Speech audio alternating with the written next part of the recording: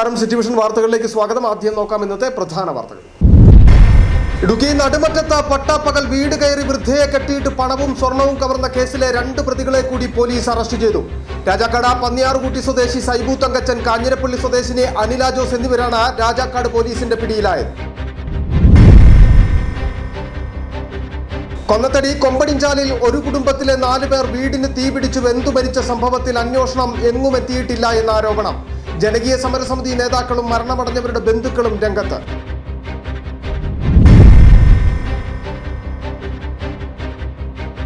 മുല്ലപ്പെരിയാർ ഡാമിന്റെ സുരക്ഷയെ സംബന്ധിച്ച് അന്തർദേശീയ ഏജൻസിയെ കൊണ്ട് പഠനം നടത്തണമെന്ന ആവശ്യം സുപ്രീം കോടതി അംഗീകരിച്ചത് ആശ്വാസകരമെന്ന മുല്ലപ്പെരിയാർ സമരസമിതി നേതാക്കൾ.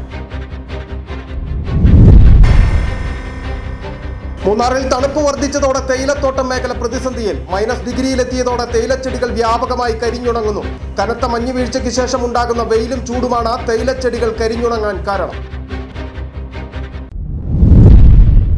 വിശദമായ വാർത്തകളിലേക്ക്. ഇടുക്കി നടുമറ്റത്ത് പട്ടാപ്പകൽ വീട് കയറി വൃദ്ധയെ കെട്ടിയിട്ട് പണവും സ്വർണവും കവർന്ന കേസിലെ 2 പ്രതികളെ കൂടി രാജാക്കാട് പോലീസ് അറസ്റ്റ് ചെയ്തു. രാജാക്കാട് പന്നിയാറുകുട്ടി സ്വദേശി സൈബു തങ്കച്ചൻ, കാഞ്ഞിരപ്പള്ളി സ്വദേശിനി അനില ജോസ് എന്നിവരാണ് പിടിയിലായത്. പ്രതികളെ മോഷണം നടത്തി വീട്ടിലെത്തിച്ച തെളിവെടുപ്പ് നടത്തി. കേസിലെ മറ്റൊരു പ്രതിയായ സ്ത്രീയെ കോട്ടയത്ത് നിന്നും മുമ്പ് പോലീസ് അറസ്റ്റ് ചെയ്തിരുന്നു. ഇതിന് പിന്നാലെയാണ് സ്ത്രീയടക്കം 2 പേരെ പോലീസ് പിടികൂടിയത്.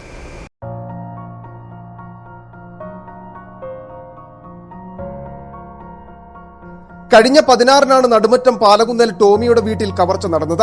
രാവിലെ 9:30-യോടെയായിരുന്നു സംഭവം. ടോമിയുടെ മാതാവ് മറിയക്കുട്ടി മാത്രമായിരുന്നു ഈ സമയം വീട്ടിൽ.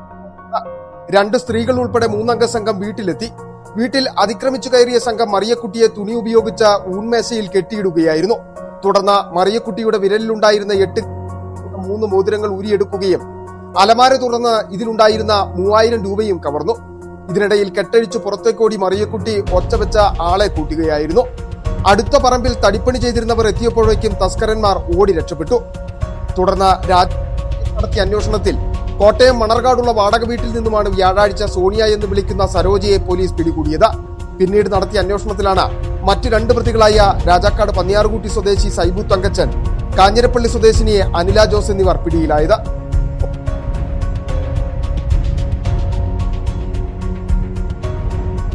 മോഷണത്തിന് ശേഷം ഒളിവിൽ പോയ പ്രതികളെ പാലക്കാട്ട് നിന്നുമാണ് രാജാക്കാട് SHO ബി വിനോദ് കുമാറിന്റെ നേതൃത്വത്തിലുള്ള അന്വേഷണ സംഘം പിടികൂടിയത്. പ്രതികളെ മോഷണം നടത്തിയ വീട്ടിലെത്തിച്ച തെളിവെടുപ്പ് നടത്തി. City Vision Rajakkad. കൊന്നത്തടി കൊമ്പടിഞ്ചാലിൽ ഒരു കുടുംബത്തിലെ 4 പേർ വീടിന് തീപിടിച്ചു വെന്തുമരിച്ച സംഭവത്തിൽ പോലീസ് അന്വേഷണം എങ്ങും എത്തിയിട്ടില്ല എന്ന ആരോപണവുമായി ജനകീയ സമരസമിതി നേതാക്കളും മരണമടഞ്ഞവരുടെ ബന്ധുക്കളും രംഗത്തെത്തിയിരിക്കുന്നു. മറ്റ് ഏജൻസികൾ കേസ് അന്വേഷിക്കണമെന്ന ആവശ്യവും ഇവർ മുന്നോട്ട് വയ്ക്കും.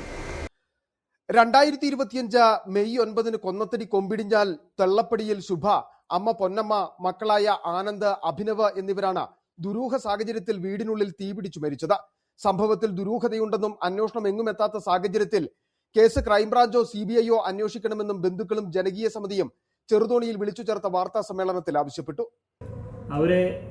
അവരുടെ ചില ബന്ധുക്കൾ അവരെ അപായപ്പെടുത്തിയതാണോ എന്ന് ഞങ്ങൾക്ക് സംശയമുണ്ട്. അതുപോലെ തന്നെ ഈ കേസിൽ ചില FIRൽ എടുത്തിരിക്കുന്ന ചില ആളുകളുടെ മൊഴി അത്ര വിശ്വസനീയമായി ഞങ്ങൾക്ക് തോന്നിയിട്ടില്ല. 5 വയസ്സുള്ള അഭിനവിനെ അടിമാലി താലൂക്ക് ആശുപത്രിയിൽ വെച്ച് എടുത്തിരിക്കുന്ന മൊഴി പ്രകാരം അവരെ ഇൻക്വസ്റ്റ് തയ്യാറാക്കുമല്ലോ, ആ രേഖപ്പെടുത്തിയിരിക്കുന്ന ഒരു അയൽവാസിയുടെ മൊഴി അത്ര വിശ്വസനീയമായിട്ട് നമുക്ക് തോന്നുന്നില്ല. കൊലപാതകമാണെന്ന് സംശയിക്കുന്ന വിധത്തിലുള്ള തെളിവുകളും മരിച്ചവരുടെ പോസ്റ്റ്മോർട്ടം റിപ്പോർട്ടിലുണ്ടെന്ന് ജനകീയ സമിതി അംഗങ്ങൾ പറയുന്നു. മരിച്ചവരുടെ മൃതദേഹങ്ങൾ ഈ സ്ഥലത്ത് മറവു ചെയ്യുന്നതിന് ചില ബന്ധുക്കൾ തടസ്സം നിന്നതിലും ദുരൂഹതയുണ്ട്. സംഭവത്തിന് ശേഷം മാസങ്ങൾ കഴിഞ്ഞ് ഭിത്തി ഇടിഞ്ഞു വീഴുന്നതിന് ശേഷം ഫോറൻസിക് ഉദ്യോഗസ്ഥർ തെളിവ് ശേഖരിക്കാൻ എത്തിയതിലും ദുരൂഹതയുണ്ടെന്ന് ബന്ധുക്കളും ആരോപിക്കുന്നു.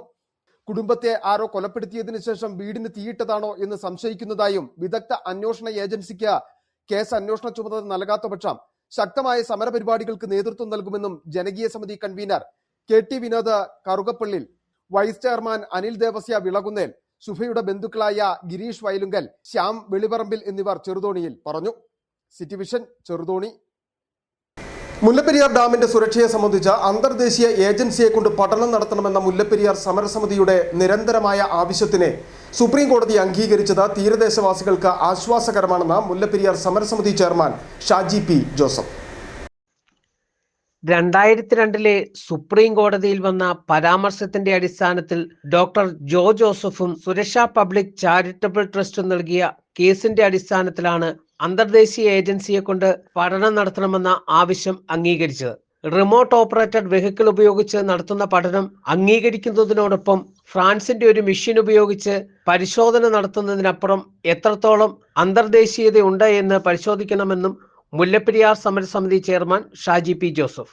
ഇപ്പോൾ സുപ്രീം കോടതിയുടെ നിർദ്ദേശത്തിൽ റിമോട്ട്ലി ഓപ്പറേറ്റഡ് വെഹിക്കിൾ ഉപയോഗിച്ചുകൊണ്ടുള്ള ഒരു ടെസ്റ്റ് നടത്തുകയാണ് അവർ ചെയ്യുന്നത്. നിർണായക വിവരങ്ങൾ പുറത്തു വരുമെന്നുള്ള ഒരു പത്രവാർത്തകൾ നമുക്ക് കിട്ടുന്നുണ്ടെങ്കിൽ പോലും ഇത് അന്തർദേശീയ ഒരു ഏജൻസി എന്നതിനപ്പുറം ഫ്രാൻസിൻ്റെ ഒരു മിഷൻ ഉപയോഗിച്ചു എന്നതിനപ്പുറം ഒരു അന്തർദേശീയത ഇതിൽ വന്നിട്ടുണ്ടോ എന്നുള്ളത് ഘടനാപരമായി പരിശോധിക്കേണ്ടതും ചർച്ച ചെയ്യപ്പെടേണ്ടതുമാണ്. എങ്കിലും പ്രതീക്ഷ നൽകുന്ന കാര്യത്തിലേക്ക് സുപ്രീം കോടതി ഈ വിഷയത്തെ കാണുമെന്ന് തീരത്തുള്ള ജനങ്ങൾ പ്രതീക്ഷിക്കുകയാണ്.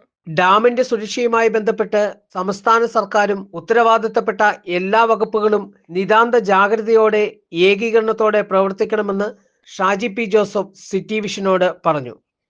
City vision news, Upputhara. മൂന്നാറിൽ തണുപ്പ് വർദ്ധിച്ചതോടെ തേയിലത്തോട്ടം മേഖല പ്രതിസന്ധിയിൽ. -ഡിഗ്രിയിലെത്തിയതോടെ തേയിലച്ചെടികൾ വ്യാപകമായി കരിഞ്ഞുണങ്ങുകയാണ്. കനത്ത മഞ്ഞുവീഴ്ചയ്ക്ക് ശേഷം ഉണ്ടാകുന്ന ശക്തമായ വെയിലും ചൂടുമാണ് തേയിലച്ചെടികൾ കരിഞ്ഞുണങ്ങുവാൻ കാരണം.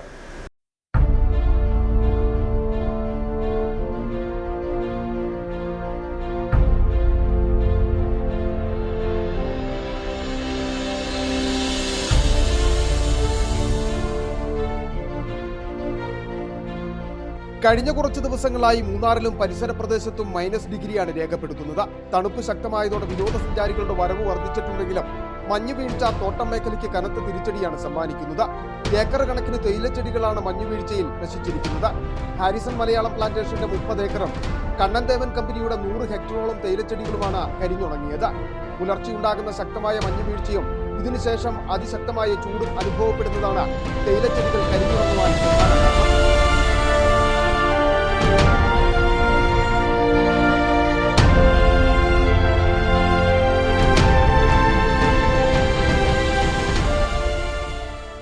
ഏകദേശം 121 ഏക്കറോളം സ്ഥലത്ത് മഞ്ഞ് വന്നടിഞ്ഞ് ഇതുപോലെ തേയില കരിഞ്ഞു പോകുന്ന ഒരു സാഹചര്യം ഉണ്ടായി. ഏകദേശം 1500ഓളം തൊഴിലാളികൾക്ക് ഈ 3 മാസത്തേക്ക് വേല ചെയ്യേണ്ടിയിരുന്ന കൊളുന്ത് ഞങ്ങൾക്ക് ഇതുമൂലം നഷ്ടമായിരിക്കുകയാണ്. ഇത് എന്തായിരുന്നു സംഭവിച്ചതെന്ന് പറഞ്ഞാൽ, പൊതുവെ ഒരു 3 വർഷങ്ങൾക്ക് മുമ്പാണ് ഈ ഒരു എസ്റ്റേറ്റിൽ ഇതേ ഒരു അവസ്ഥ ഞങ്ങൾ ഫേസ് ചെയ്തിട്ടുള്ളത്. അന്ന് ഏകദേശം ഇത്രയും തന്നെ ഒരു 125 ഏക്കറോളം സ്ഥലം ഇതുപോലെ തേയില കരിഞ്ഞു പോകുന്ന ഒരു അവസ്ഥയുണ്ടായി.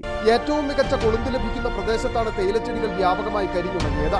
ഇവ വീണ്ടും വിളവെടുക്കുന്ന സ്ഥിതിയിലേക്ക് എത്തിക്കാൻ മാസങ്ങൾ വേണ്ടിവരും. 3 വർഷങ്ങൾക്ക് മുമ്പാണ് ഇത്തരത്തിൽ മഞ്ഞുവീഴ്ച മൂന്നാറിലെ തോട്ടം മേഖലയെ പ്രതികൂലമായി ബാധിച്ചത്. വരും ദിവസങ്ങളിൽ സമാനമായ താപനില മൈനസിൽ തുടർന്നാൽ തോട്ടം മേഖലയ്ക്ക് വലിയ നാശനഷ്ടമുണ്ടാകാനുള്ള സാധ്യതയും കൂടുതലാണ്. ഇത് തൊഴിൽ മേഖലയെയും പ്രതികൂലമായി ബാധിക്കും. City vision, Munnar. ഇനി നോക്കാം ക്രിസ്മസ് കാഴ്ചകൾ.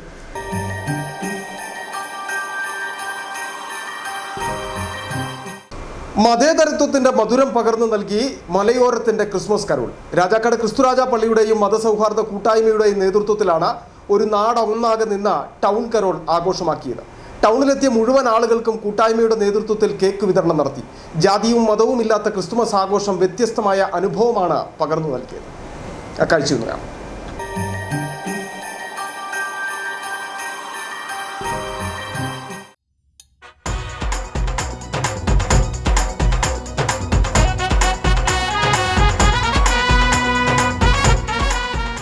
സാഹോദര്യത്തിന്റെയും സ്നേഹത്തിന്റെയും സന്ദേശം പകർന്നു നൽകുന്ന ക്രിസ്തുമസ് ആഘോഷവും മറ്റെല്ലാ ആഘോഷങ്ങളും പോലെ തന്നെ കാർഷിക കുടിയേറ്റ ഗ്രാമമായ രാജാക്കാട് ജാതിയും മതവും മറന്ന് ഒന്നിച്ചാണ് ആഘോഷമാക്കുന്നത്.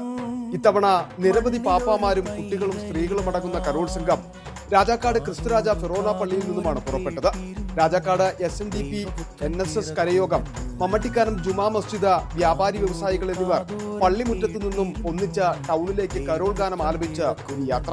പോകുന്ന വഴികളിൽ മുഴുവനും ആളുകൾക്ക് കേക്കുകളും സമ്മാന കാർഡുകളും നൽകി മതേതരത്വത്തിന്റെ ക്രിസ്തുമസ് ആശംസകൾ നേർന്നു.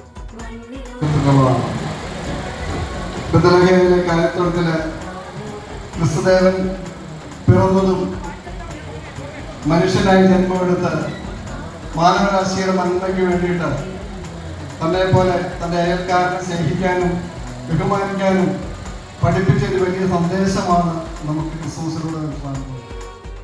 ഒരു സന്ധ്യയിൽ ഒരുമിച്ച് കരോൾ ഗാനവും മതവും ജാതിയും പ്രായഭേദവുമില്ലാതെ കുപ്പായമിട്ടെത്തിയ പാപ്പാമാരും ഇവിടെ നിറഞ്ഞാടി. ടൗണിൽ ക്രിസ്മസ് സന്ദേശവും ഫ്ലാഷ് മോബും കരോൾ ഗാനാലാപനവും നടത്തി. പള്ളി വികാരി ഫാദർ മാത്യു കരോട്ട് കൊച്ചറയ്ക്കൽ, മതസൗഹാർദ്ദ കൂട്ടായ്മ കോർഡിനേറ്റർ VS ബിജു എന്നിവർ നേതൃത്വം നൽകി. ഒടുവിൽ പരസ്പരം കൈകൊടുത്ത് നിറഞ്ഞ സ്നേഹത്തോടെ അടുത്ത ആഘോഷത്തിനായി കാണാമെന്ന് പറഞ്ഞാണ് എല്ലാവരും പിരിഞ്ഞത്. ആഘോഷങ്ങൾ ഉള്ള കാലം വരെ ഇവിടെ ഈ കൂട്ടായ്മയും മതസൗഹാർദ്ദവും ഉണ്ടാവുമെന്ന് ഓർമ്മപ്പെടുത്തിക്കൊണ്ട് എല്ലാവരും പിരിഞ്ഞു.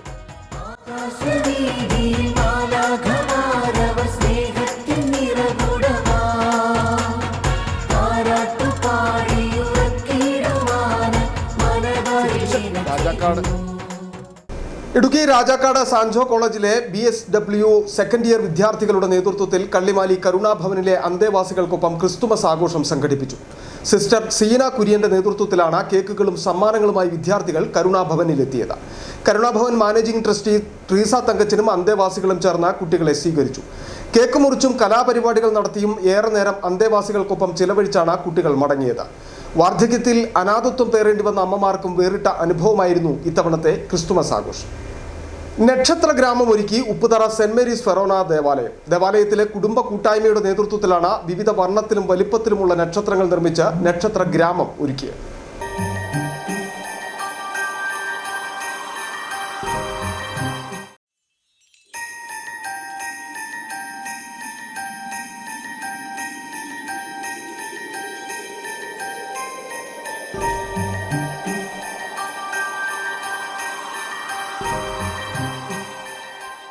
ഇടവക വികാരി ഫാദർ ഡൊമിനിക് കാഞ്ഞിരത്തിനാലിന്റെ നേതൃത്വത്തിലാണ് നക്ഷത്ര ഗ്രാമം ഒരുക്കിയത്. ഉപ്പുതറ സെന്റ് മേരീസ് ഫൊറോന ദേവാലയത്തിലെ കുടുംബ കൂട്ടായ്മ യൂണിറ്റുകളുടെ നേതൃത്വത്തിലാണ് നക്ഷത്ര ഗ്രാമം തന്നെ ഒരുക്കി വേറിട്ട വർണ്ണവിസ്മയം തീർത്തിരിക്കുന്നത്. കുടുംബ കൂട്ടായ്മകൾ വിവിധ വലിപ്പത്തിലും വർണ്ണത്തിലുമുള്ള 50-ലധികം നക്ഷത്രങ്ങളാണ് ഇടവക ദേവാലയത്തിന്റെ മുൻപിൽ ഒരുക്കിയിരിക്കുന്നത്.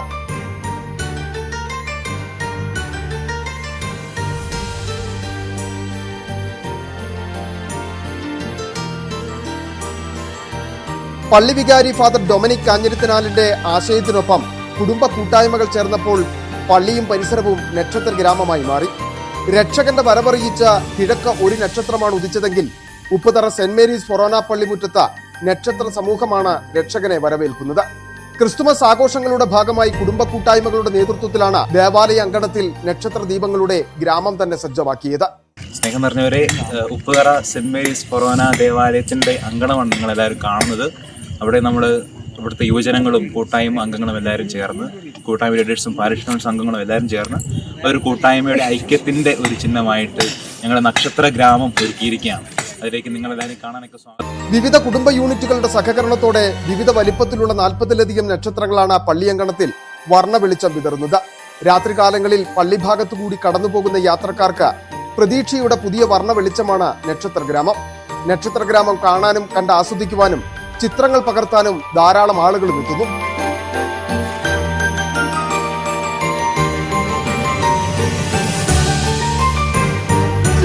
Upputhara.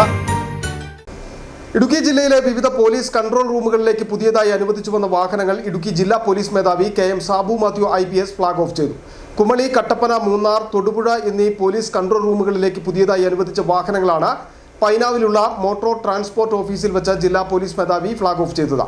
Idukki additional police superintendent Immanuel Paul, Idukki deputy police superintendent Rajan K Aramana, crime detachment deputy police superintendent Joy Mathew NM, special branch deputy police superintendent Yunus TA, motor transport officer Sibimon KB, മറ്റു പോലീസ് ഉദ്യോഗസ്ഥർ എന്നിവർ പങ്കെടുത്തു.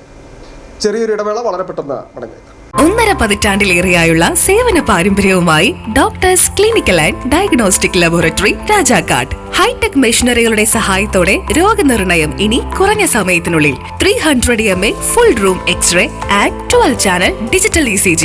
വിവിധ രോഗനിർണയങ്ങൾക്കായി മൾട്ടി സ്പെഷ്യാലിറ്റി ലബോറട്ടറി. എല്ലാവിധ ലബോറട്ടറി ടെസ്റ്റുകളും സ്പെഷ്യൽ ടെസ്റ്റുകളും 1 മണിക്കൂറിനുള്ളിൽ. വിവിധ ചെക്കപ്പ് പാക്കേജുകൾ. വിദഗ്ധ ടെക്നീഷ്യന്മാരുടെ നേതൃത്വത്തിൽ 100% ക്വാളിറ്റിയോടുകൂടിയുള്ള ടെസ്റ്റ് റിസൾട്ടുകൾ.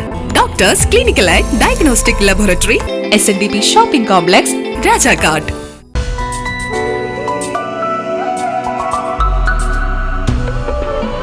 നിങ്ങൾക്കേവർക്കും KG's ജ്വല്ലറിയുടെ ക്രിസ്മസ് ആശംസകൾ. KG's ജ്വല്ലറി, കോട്ടയം കട, since 1950. Our shops, Kattappana, Cheruthoni, Adimali, Nedumkandam, Rajakkad.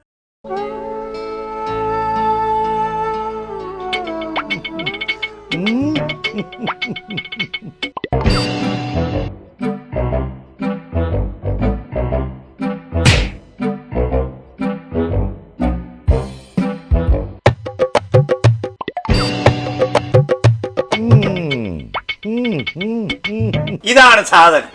ഇവനെ അങ്ങ് പ്രയോഗിച്ചാൽ ഏതേലും സൂപ്പറായിട്ട് കായ്ക്കും.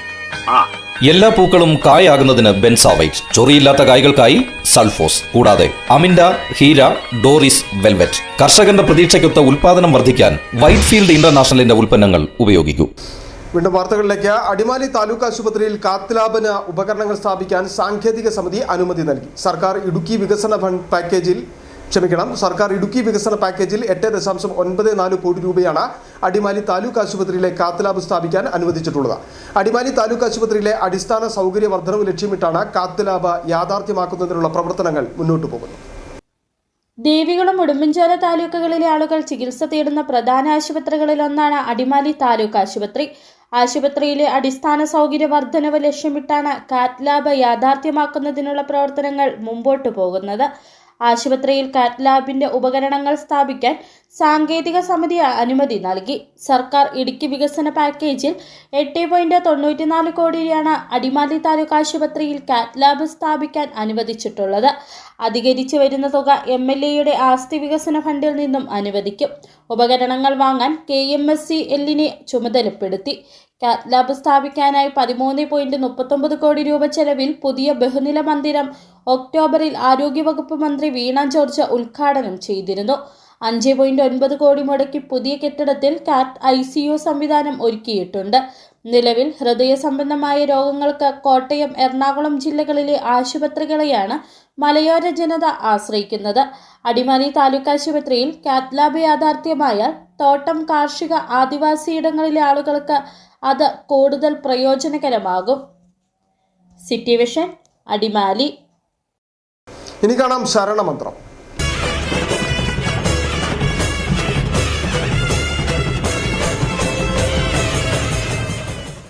അയ്യപ്പ സന്നിധിയിലെത്തുന്ന ഭക്തർക്ക് അടിയന്തര ഘട്ടത്തിൽ സേവന സന്നദ്ധരായി കാസർഗോഡ് നിന്നുള്ള എമർജൻസി സ്ട്രെച്ചർ ടീം.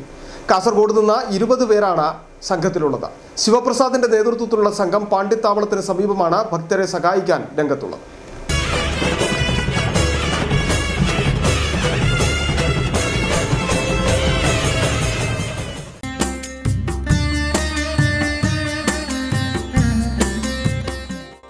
കാനനപാത വഴിയെത്തുന്ന ഭക്തരിൽ അവശത അനുഭവിക്കുന്ന നിരവധി പേർക്കാണ് കാസർഗോഡ് നിന്നുള്ള എമർജൻസി സ്ട്രക്ചർ ടീം കൈത്താങ്ങാകുന്നത്. സുന്ദരശീലേ പൂവണിക്കാടിനു ചാരേ പുണ്യാഹ കടവ്. വനം വകുപ്പിന്റെ ചെക്ക് പോസ്റ്റിൽ ലഭിക്കുന്ന സന്ദേശത്തിന്റെ അടിസ്ഥാനത്തിലാണ് കാനനപാതയിൽ അകപ്പെടുന്ന ഭക്തരെ ഇവർ അതിവേഗം സ്ട്രെച്ചറിൽ സുരക്ഷിത സ്ഥാനത്തെത്തിക്കുന്നത്. നാട്ടിൽ വിവിധ ജോലികളിൽ ഏർപ്പെടുന്ന സംഘം തുച്ഛമായ ശമ്പളത്തിലാണ് ഇവിടെ സേവനത്തിനെത്തിയിരിക്കുന്നത്. എല്ലാ മലയാള മാസത്തിലും നട തുറക്കുന്ന സമയത്ത് ഇവർ ശബരിമലയിലെത്തി ജോലി ചെയ്ത് മടങ്ങുമെന്ന് സംഘത്തിലുള്ള ശിവപ്രസാദ് പറയുന്നു. പാലക്കാടുള്ള കൃഷ്ണകുമാർ എന്ന സ്വാമിയാണ് ഞങ്ങൾ, ഒരു ഗുരുസ്വാമിയാണ് ഞങ്ങൾ ഇവിടെ എത്തിച്ചത്. സ്ട്രെച്ചർ വർക്കായിട്ട് ടീമായിട്ടാണ് ഞങ്ങൾ മുന്നോട്ട് പോകുന്നത്. കുറേ വർഷങ്ങളായി നടന്നുകൊണ്ടിരുന്നത്. ഇപ്പോൾ ഞാൻ വന്നിട്ട് തന്നെ 3 വർഷമാകുന്നു. ഇപ്പം നമ്മളൊരു സേവനം എന്ന രീതിയിലാണ് ഈ പണി മുന്നോട്ട് കൊണ്ടുപോകുന്നത്. ദേവസ്വം ബോർഡിന്റെ നേതൃത്വത്തിലാണ് ഇവരുടെ പ്രവർത്തനങ്ങൾ ഏകോപിപ്പിക്കുന്നത്. City Vision Sannidhanam. City Vision കാർഷികം.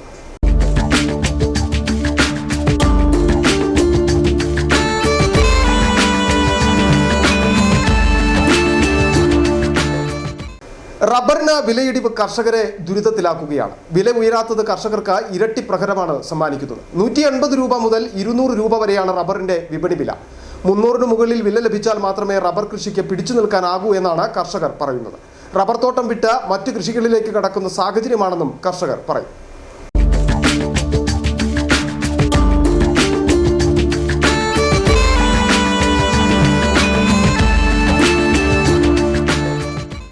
റബ്ബറിന്റെ വിലയിടിവ് റബ്ബർ കർഷകരെ തീരാ ദുരിതത്തിലാക്കുകയാണ്.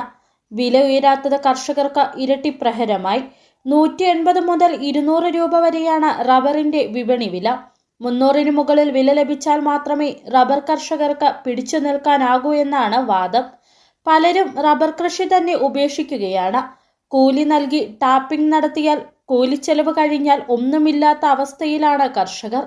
റബ്ബർ തോട്ടങ്ങൾ കാടുകയറിയും റബ്ബർ വെട്ടാതെയും നശിക്കുന്ന സ്ഥിതിയുണ്ട്.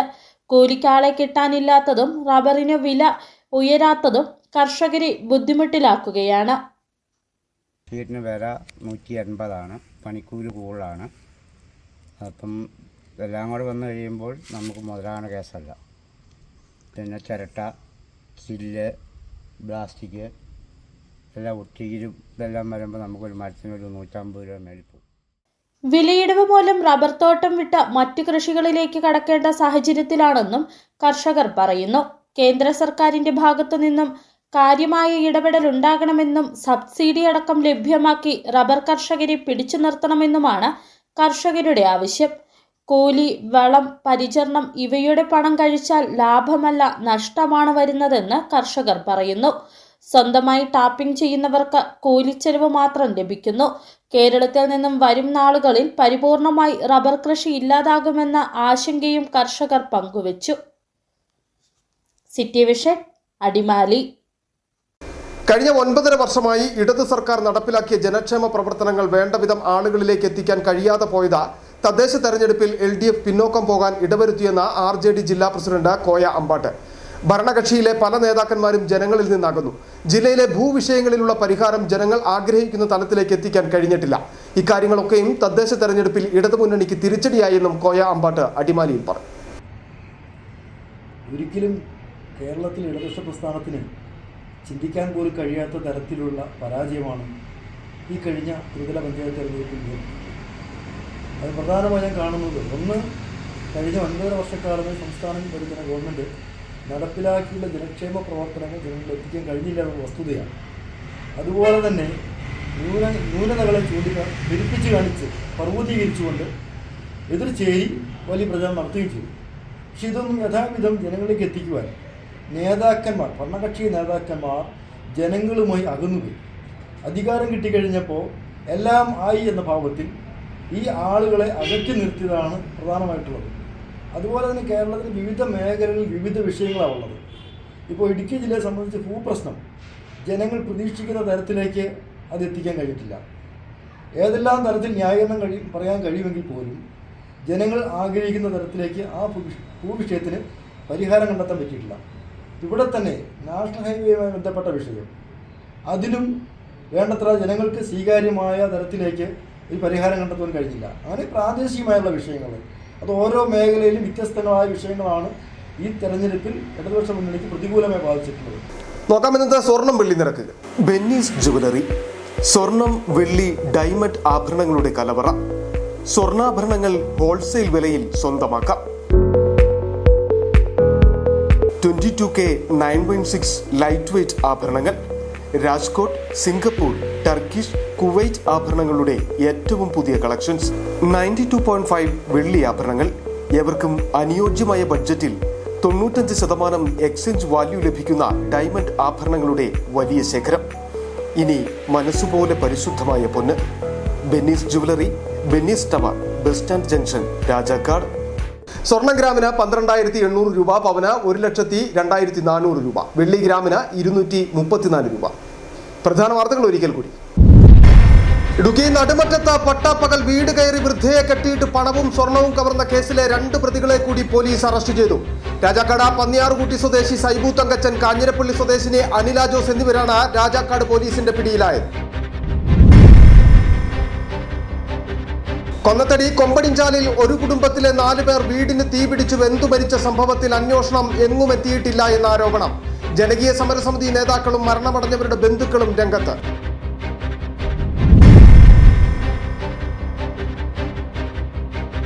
മുല്ലപ്പെരിയാർ ഡാമിന്റെ സുരക്ഷയെ സംബന്ധിച്ച് അന്തർദേശീയ ഏജൻസിയെ കൊണ്ട് പഠനം നടത്തണമെന്ന ആവശ്യം സുപ്രീം കോടതി അംഗീകരിച്ചത് ആശ്വാസകരമെന്ന മുല്ലപ്പെരിയാർ സമരസമിതി നേതാക്കൾ. മൂന്നാറിൽ തണുപ്പ് വർദ്ധിച്ചതോടെ തേയിലത്തോട്ടം മേഖല പ്രതിസന്ധിയിൽ. -ഡിഗ്രിയിലെത്തിയതോടെ തേയിലച്ചെടികൾ വ്യാപകമായി കരിഞ്ഞുണങ്ങുന്നു. കനത്ത മഞ്ഞുവീഴ്ചയ്ക്ക് ശേഷം ഉണ്ടാകുന്ന വെയിലും ചൂടുമാണ് തേയിലച്ചെടികൾ കരിഞ്ഞുണങ്ങാൻ കാരണം. ഇതോടെ ഈ വാർത്താ ബുള്ളറ്റിൻ പൂർണ്ണമാകുന്നു. നമസ്കാരം.